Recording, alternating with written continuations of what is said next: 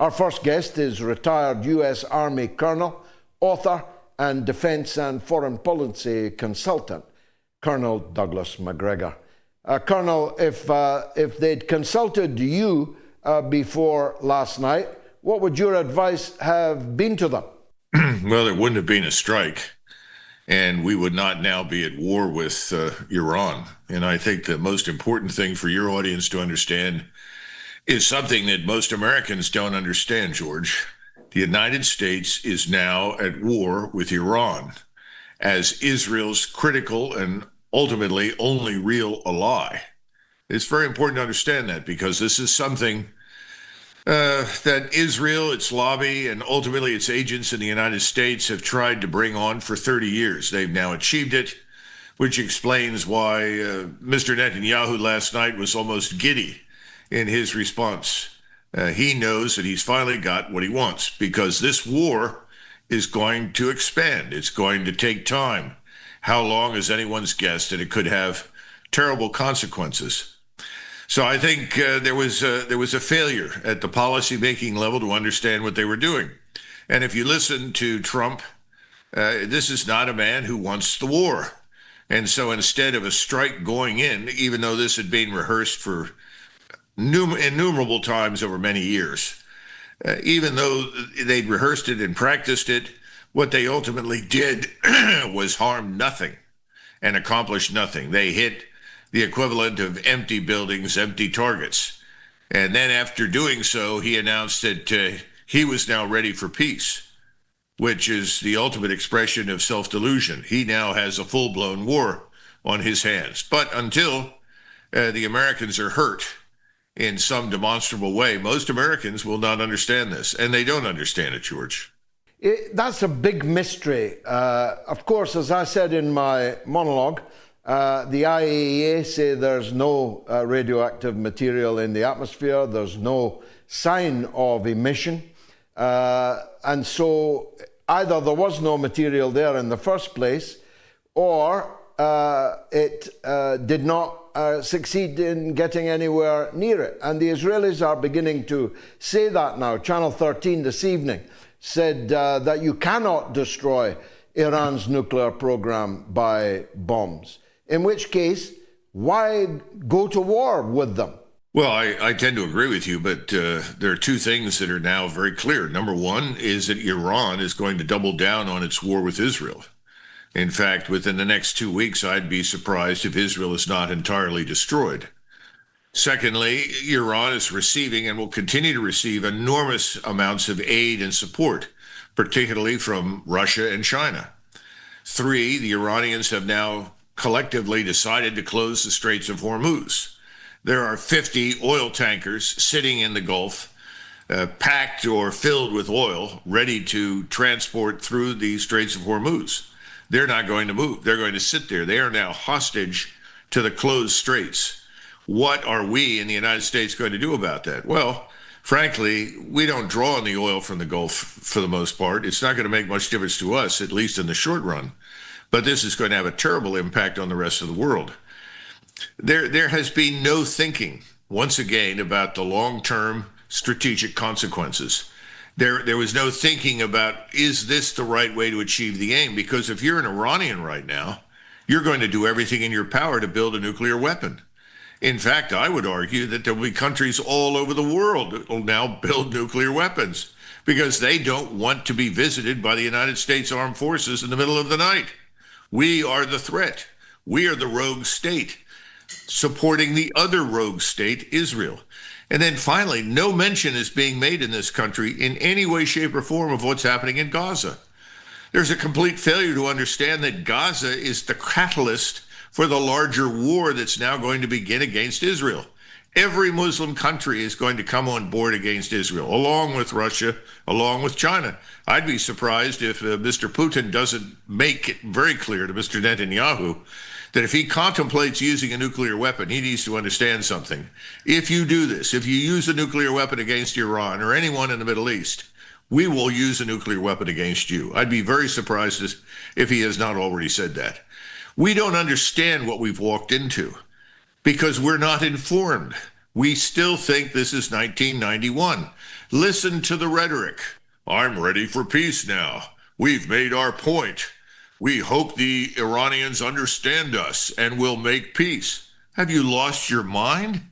The war is now just beginning.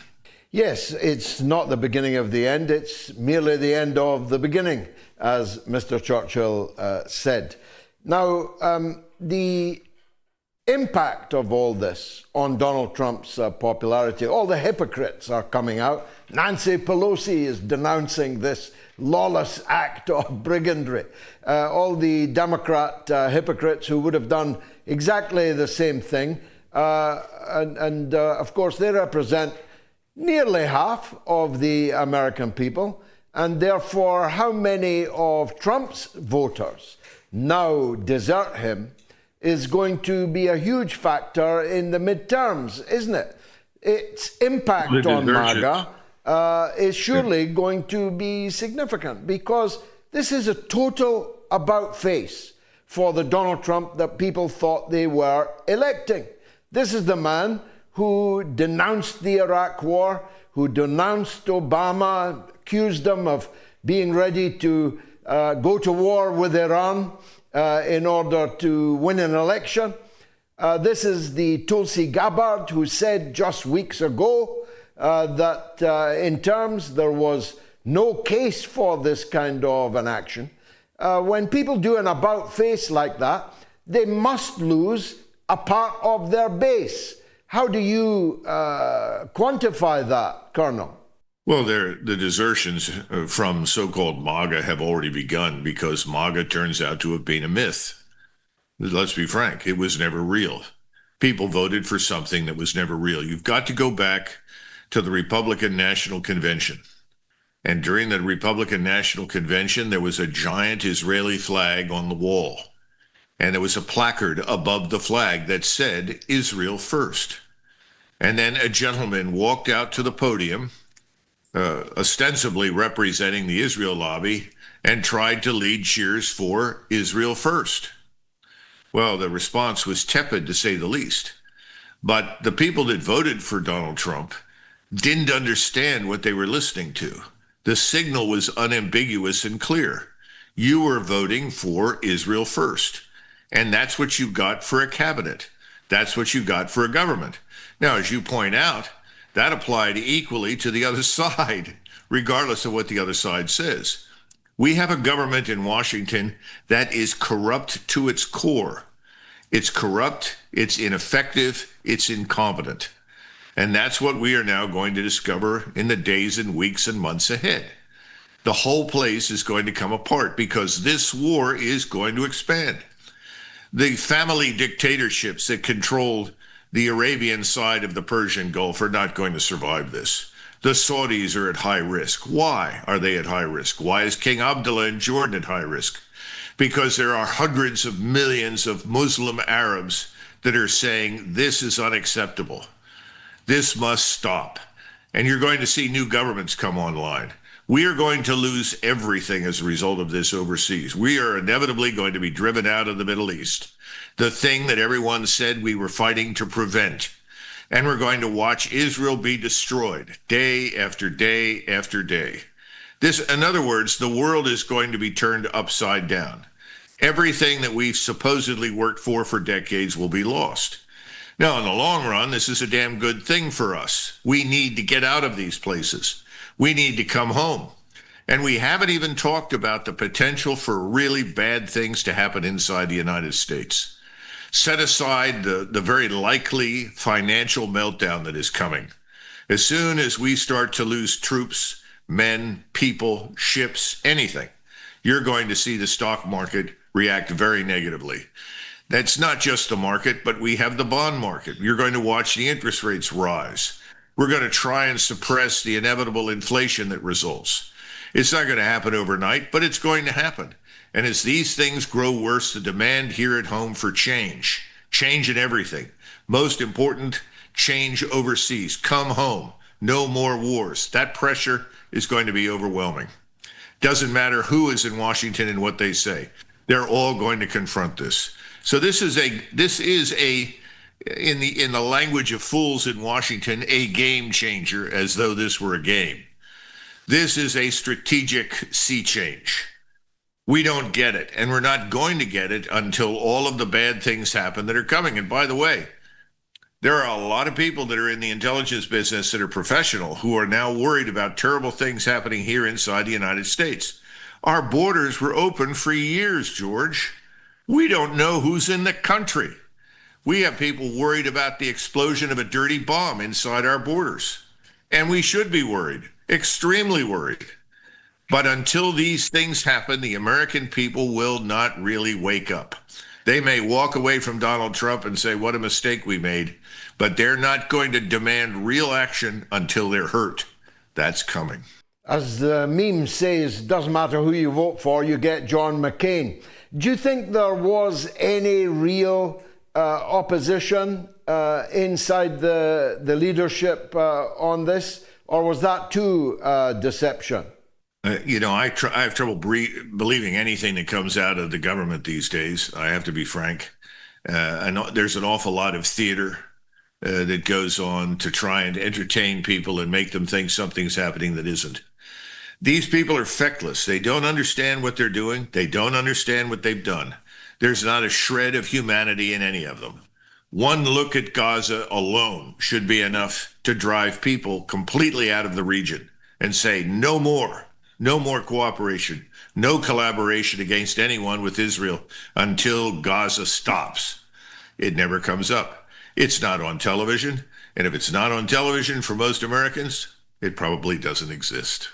Finally, Colonel, and here I draw on your diplomatic and other skills.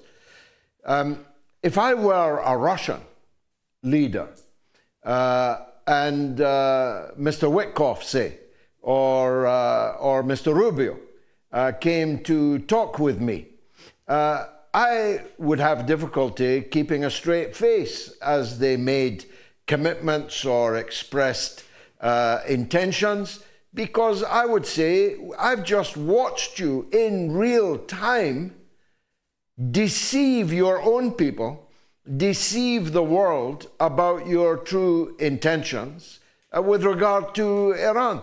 Isn't this a potential death blow to American credibility diplomatically? Absolutely. No one believes anything we say anymore. So that would be a complete waste of time. No one believes that we can be trusted any longer. This is a death blow for that purpose. In the meantime, though, the Russians are bearing down on Kiev. Large numbers of their troops are moving offensively to the west. They're going to cross that river. They will move on Kiev, and they will move south towards Odessa. That's a foregone conclusion. And they can do that while they simultaneously support and assist Iran. I guess Russia just isn't as weak, backward, and incompetent as everybody said. And by the way, neither is Iran. No, absolutely correct. But what about China? Might this be an opportune time for China to make a move on reunification with Taiwan? China doesn't have to do that. Taiwan will voluntarily join China. That's a lot of nonsense. Neither the Chinese on Taiwan nor the Chinese on the mainland are interested in going to war with anybody for any reason.